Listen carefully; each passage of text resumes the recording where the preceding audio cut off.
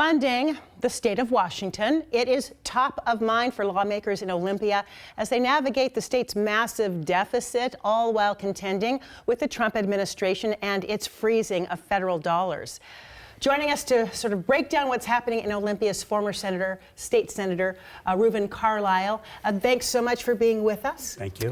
So you heard the governor yesterday and other lawmakers expressing concern over what's happening on the federal level with federal dollars. What are you hearing from state lawmakers about their concerns over how it could impact long-term our deficit, which is already in the millions? That's right. Absolutely. Well, Governor Ferguson reminded folks that we received $27 billion in our state budget from federal sources. That's about 30% of our entire budget. So you can just imagine the potential impact for education and healthcare and Medicaid, a whole bunch of categories. So all of a sudden, the anxiety about the state budget is just taken to a whole new level of uncertainty. And I think on a layman level, when you look at the landscape nationally and what the administration is doing, a blue state with a Democratic AG and a Democratic governor, how is Washington state not a target? That's right. In terms of these federal dollars? Yeah, a lot of concern about that. Of course, we have thousands of federal employees who've received notice, so there's that. And then secondly, you also have a terrible irony. The awful irony is that Washington state is a net surpluser of federal tax dollars. So we send more money to Washington, D.C. than we get back. So that's really a double hit of potential cuts. Wow.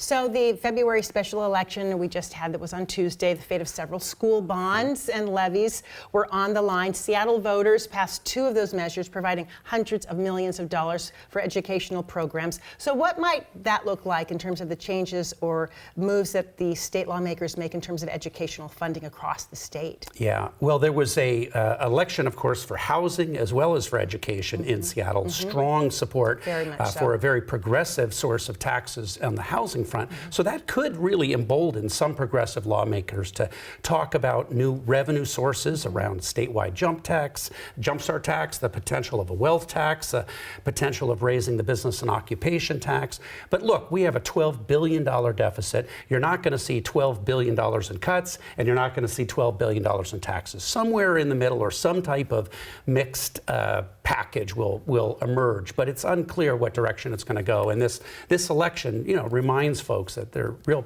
big implications. Especially for education. I mean, what happens on the educational front in terms of spending and funding for these districts that did not and weren't able to and haven't been able to for years now, in some cases, pass bonds and levies? Yeah, it's a huge issue. Every year, every time they grapple with that question of the supermajority required for bonds.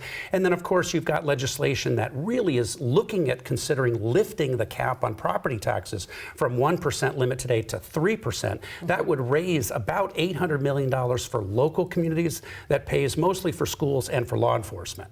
Can we talk more about lifting that cap? Because this was a voter-approved initiative, the Tim Eyman initiative back in 2001, I think.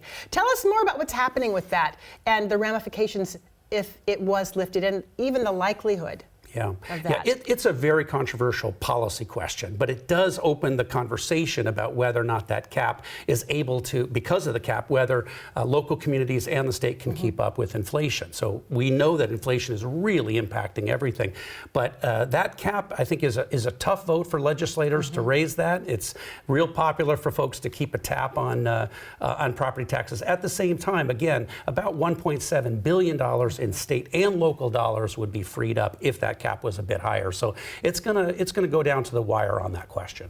It'll be interesting to watch that too. Okay, finally, we're coming up to a really important deadline for policy bills. As a former state senator, what is this period like as people are trying to get some of these bills through? It's incredibly tense because, you've got a whole bunch of new legislators, a crop of new legislators. This is their first time. The policy deadline is next week, the first major cutoff. But all of a sudden, the reality of this $12 billion deficit has hit.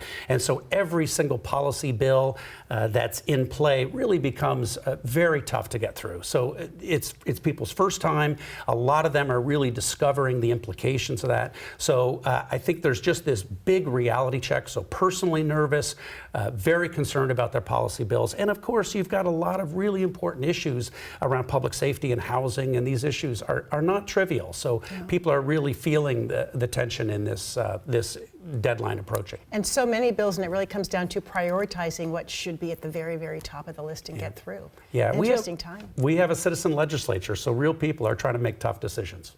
Well, good luck as they make them, and we'll keep talking about them. We will. Especially with the deadline next week. We'll be talking next Friday. We will. Thank you so much. You bet. Appreciate it. Reuven Carlyle.